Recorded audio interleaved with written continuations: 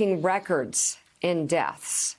This would be the time when something like the post office is needed as a service to American people, to mail medicines, and also to be able to conduct elections safely.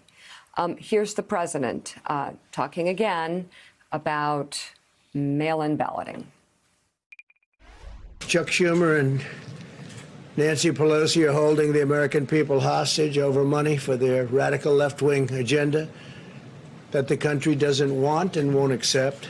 For example, they've asked for a ridiculous $3.5 billion, that's billion, $3.5 billion for universal mail-in voting.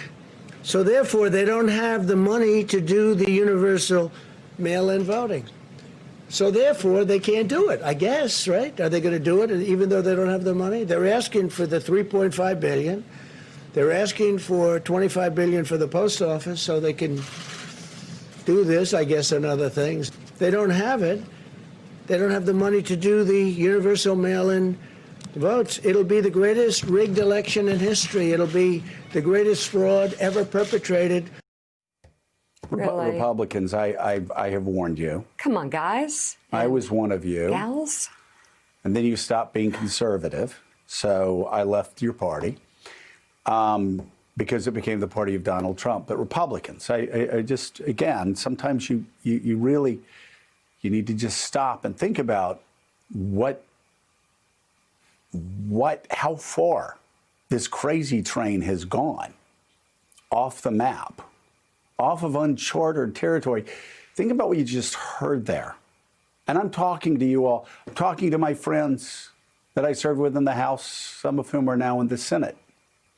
The President of the United States just called the funding of the United States Post Office a radical left-wing agenda. Let me say it again.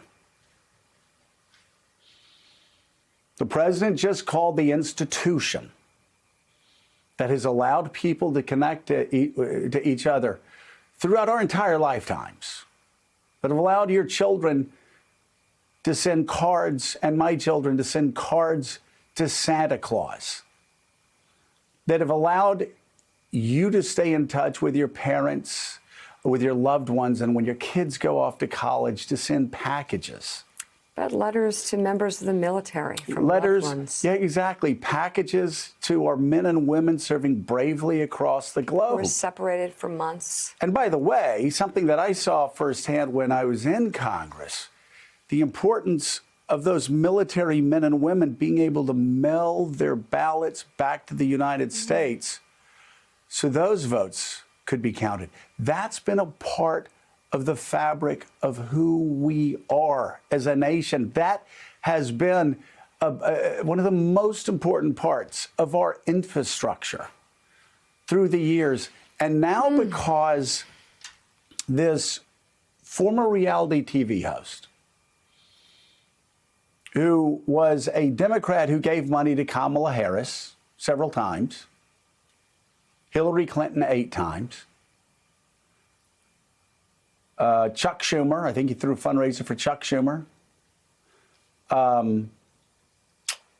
Anthony Weiner. This guy decided to take over your party and you let him.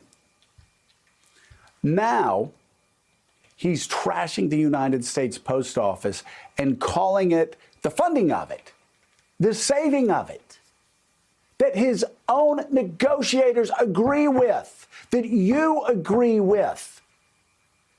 He's now saying that that's part of a radical left-wing agenda because, as Wall Street Journal said, and as you know, as we all know, the president thinks he's going to lose.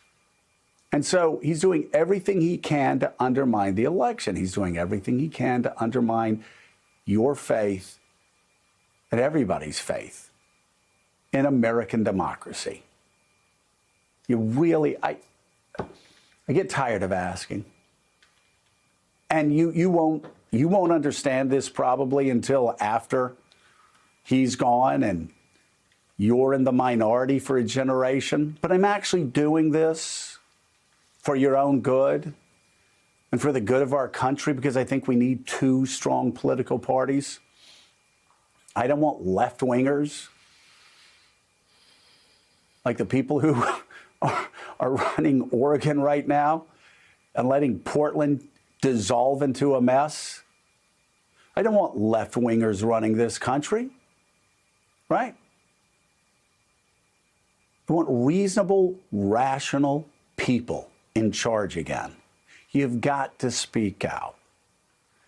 There's nothing radical and left-wing about funding the United States Post Office, and there's certainly, and you know this, there's nothing radical or rigged about making sure that your mom and dad, or your grandmother and your grandfather, or your child who has an underlying medical condition can vote this fall, can participate in democracy this fall by mailing in their ballot instead of going into a room with little ventilation. Mika, this is just not hard. It's not hard. Tiffany Cross. Thanks for checking out MSNBC on YouTube, and make sure you subscribe to stay up to date on the day's biggest stories. And you can click on any of the videos around us to watch more from Morning Joe and MSNBC. Thanks so much for watching.